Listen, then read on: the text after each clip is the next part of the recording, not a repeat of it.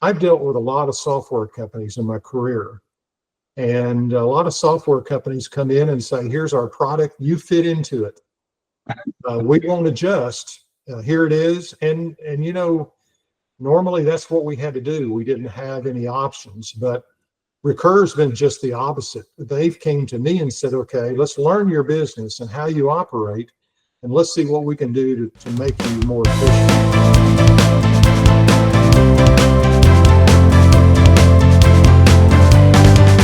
Well, I just want to welcome everybody. This is my name is Ryan Day. I'm the CEO and founder of our association management software called Recur.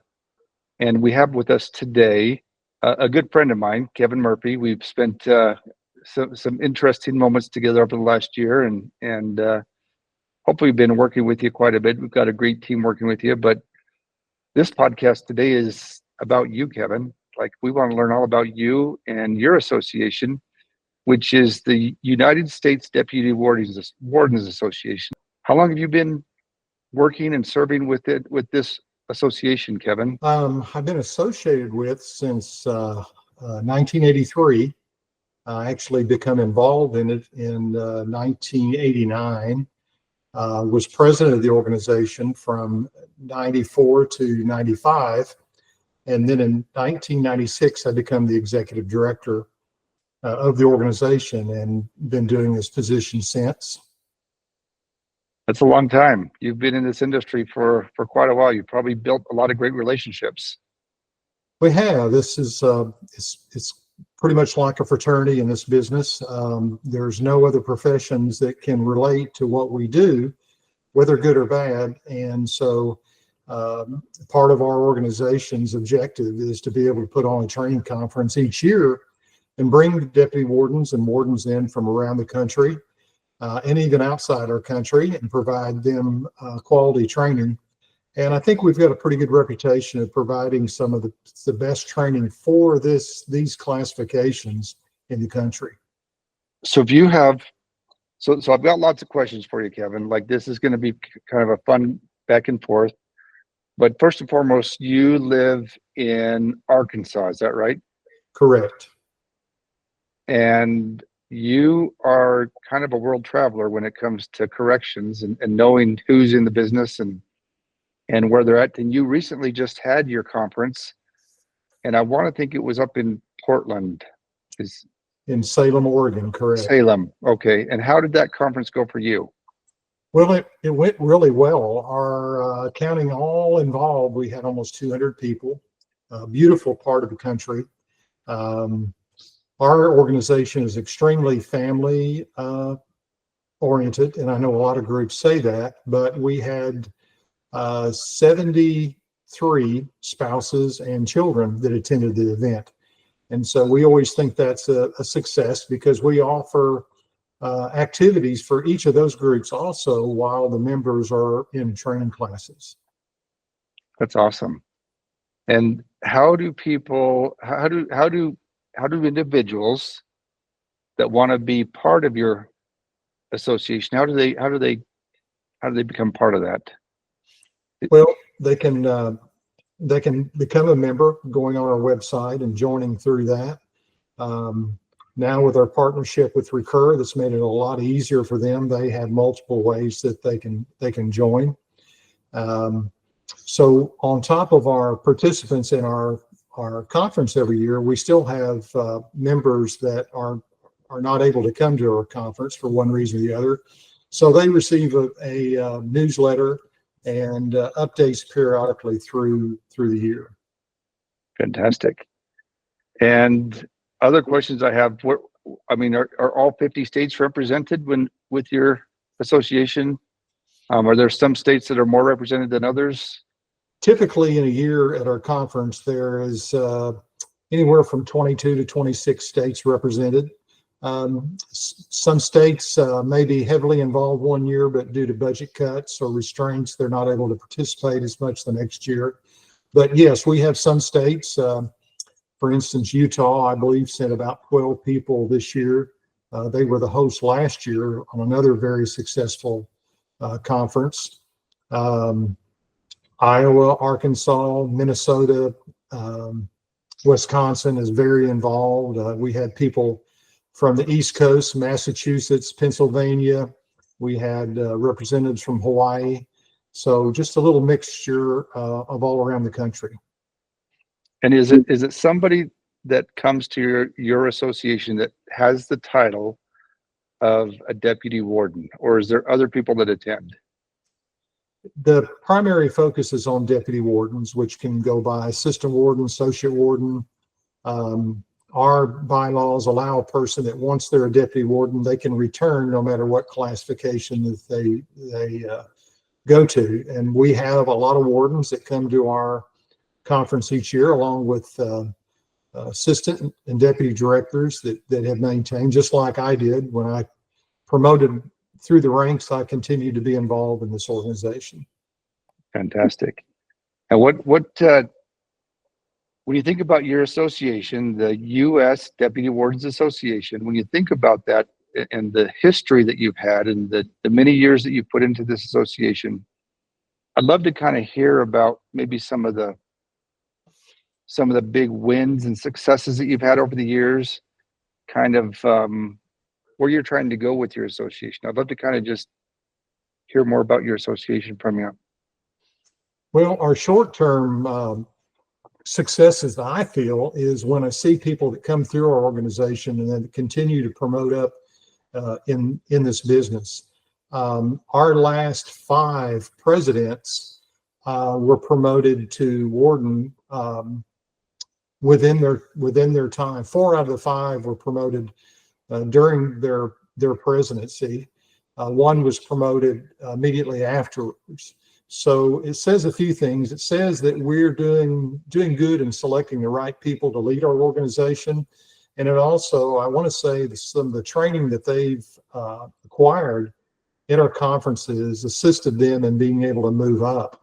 We focus quite a bit on executive training. We don't just train individuals to become a better deputy warden, but we try to prepare them for upper roles such as warden, assistant, or deputy director.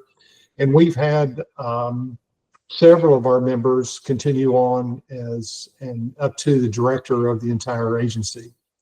We recently, just a few months ago, one of our past presidents who did promote up to the director for their state had a prison named after them, which is quite an accomplishment, especially while they're still alive.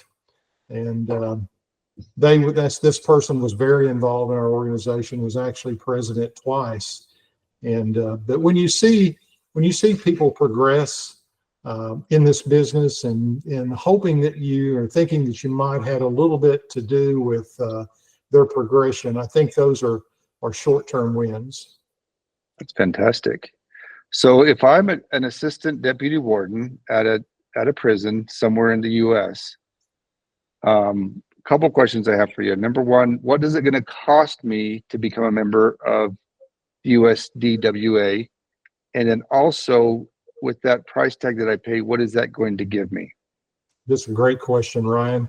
Our membership dues are $25. They've been $25 since I've been involved in this organization. Do you think maybe that might be something you want to look at changing, Kevin? Yeah, I do believe so, because with one of our focus is to try to make this organization very affordable.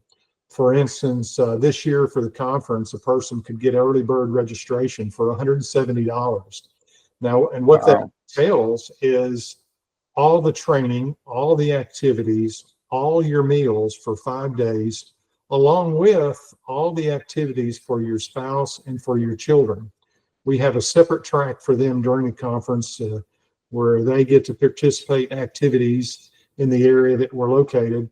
And for $170 for a family of 1 to however many, and all the meals, that's a pretty good price. That's fantastic.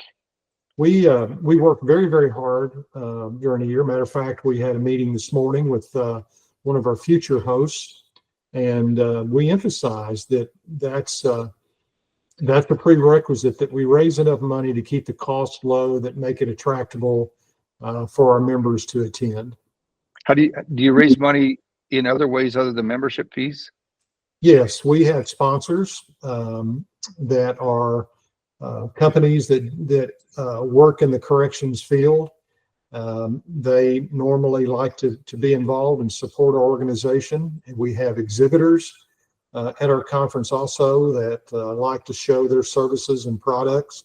So they help support, and we work hand in hand with them to be able to support our efforts. That's amazing.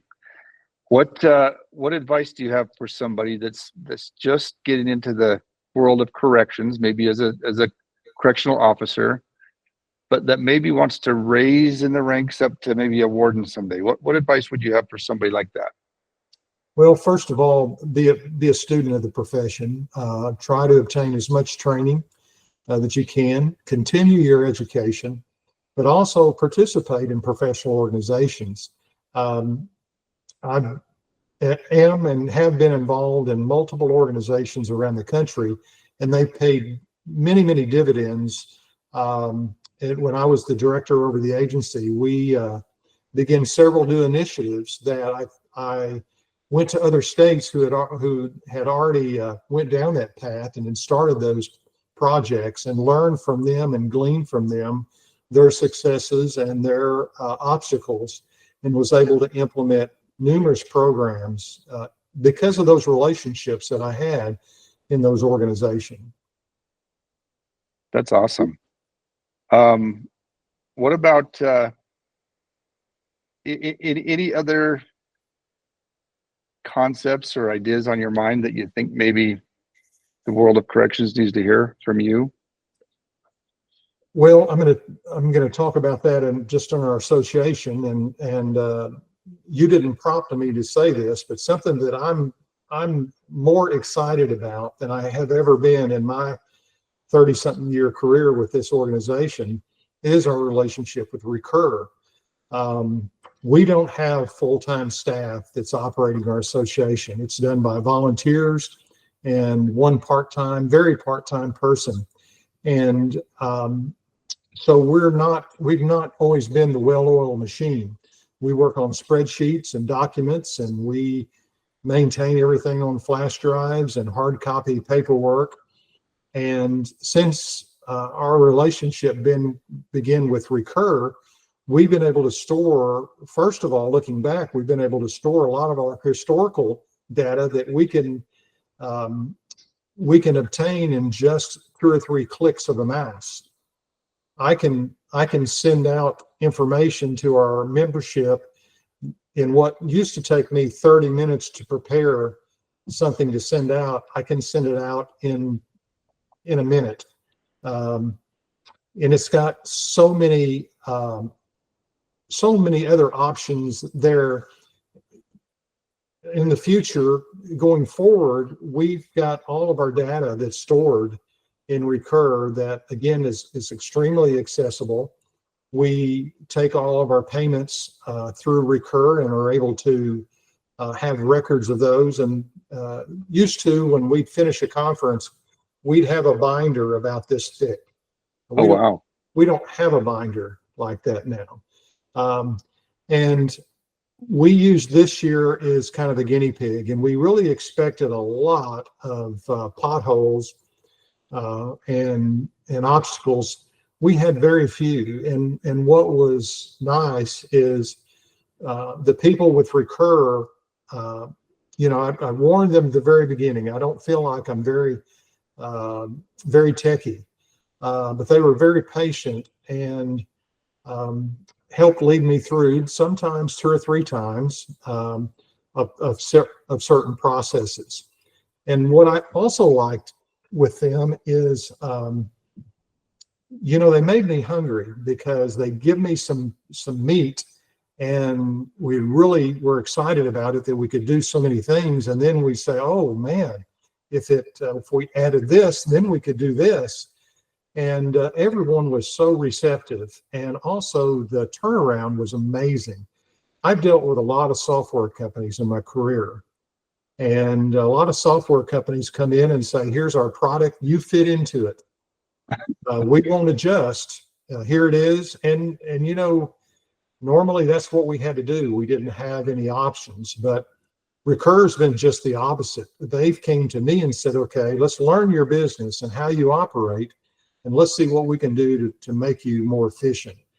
And they really have, well beyond my original vision. My first sit down with Ryan, I was floored. I didn't think that there was software out there that could do what he talked about. Well, not only did it do that, it's done even more on top of that.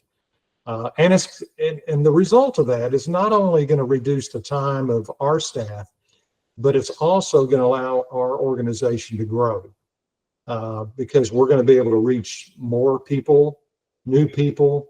We're going to be able to communicate a lot more with our membership and with prospective membership. So I'm just, like I said, I'm more excited than I have been in 30 years. Well, just appreciate the plug, Kevin. I mean, we appreciate our partnership with you, and you've helped us quite a bit, and we've learned a lot from you. And I hope that we're super responsive to any needs or questions or issues that arise. I mean, just with all software companies, there's going to be some hiccups, and we hope that we're really working hard to make sure that we're taking care of you. But we just appreciate our partnership and all that you have given to us as well, and the lessons that we've learned, and the ability for us to kind of help you with such a great organization. But yeah, we just appreciate that. So this is our very first podcast, and we're learning a lot on how to do this. But I suspect that we're going to be able to talk to quite a few people like this and be able to learn about their associations and how to help them grow, and how to help companies like you grow. I know that one of the discussions that you and I have had in the past is around the idea of maybe doing some coaching for an association. And that's something that I'd still like to investigate. But with the world that we're getting into now, it seems like coaching kind of comes even from all aspects, kind of on an AI type of a concept. And so we're thinking through, how can we use technology even to provide some coaching? But an association to me is just like a business. It's a business that we have objectives on. It's a business that we're trying to either grow our footprint or grow our revenue or grow our the services and the products that we provide. But we're trying to do something special within our organization. When it comes to the USDWA, what do you offer to those deputy wardens that they just couldn't get from any other association or any other organization anywhere else? You know, that's a great question. We get asked that a lot. And my answer is training and networking designed specifically for that classification. You know, in the world of corrections, and you're familiar with it, Ryan, there's, you know, hundreds of classifications, not only just from the security chain from correctional officer up to warden, but in food service, medical, maintenance, IT, all those areas. When I was first promoted to deputy warden, my warden told me, he said, your position is going to be in a very, very lonely position, because there's typically at any facility, there's only one deputy warden or two, where every other classification, there's multiple people. And you typically get lumped in with groups as a deputy warden in your state for training. And it's done on a general level for managerial or executive training. And one of the things our organization does is our training is designed specifically for that deputy warden. And there's no other place that they can get that. There are a couple of locations that do some training for wardens, but none for deputy wardens, some for deputy directors and then directors. So we're the only organization that specifically offers that training for that classification. And again, I can't understate the value of the networking. We have a fellowship time every evening, and of our conference, and you know, a lot of groups do hospitality. Well, we do hospitality, but the number one thing that goes on in our hospitality area is the networking. And it's just fascinating to see deputies from other states mixing with each other and learning and say, hey, how do you handle this? So we've just been faced with this issue. how are you guys dealing with it? And I know I've came home numerous times from these conferences saying, hey, such and such state's already been through this. Here's what they've experienced. Here's how they stubbed their toe. So we can make sure we don't do that when we implement this. So that's been as valuable as the classroom training for me. That's amazing. Well, Kevin, I just from me to you, I just appreciate you and just appreciate our time together and the discussions that we've had and our ability to learn from you. And we at Recur, we just appreciate your association, the United States Deputy Wardens Association. We appreciate our friendship and our partnership, and we know that you've done phenomenal with us, and we just look forward to working with you and learning more, and hopefully providing you just more and more services that make it easy for you as a volunteer to come in and take care of your association. So just thank you so much. I'm sure we'll be in touch and working together on how to make things even better. And you always can reach out to me. I do want to just put a plug in for your website if anybody wants to go to it, USDWA.com. Yes. And this is a great association for those that are deputy wardens or wardens, I would say, that want to be involved and want to network and want to be part of this association. So I just appreciate you and look forward to continuing to work for you. So work with you and thanks so much, Kevin. Well, thank you, Ryan. And the same goes here. What you've done for our organization, I don't think you'll ever know. But thank you so much for this partnership. Thank you. We'll talk some more later, I'm sure. So thank you so much, Kevin. Well, have a good evening.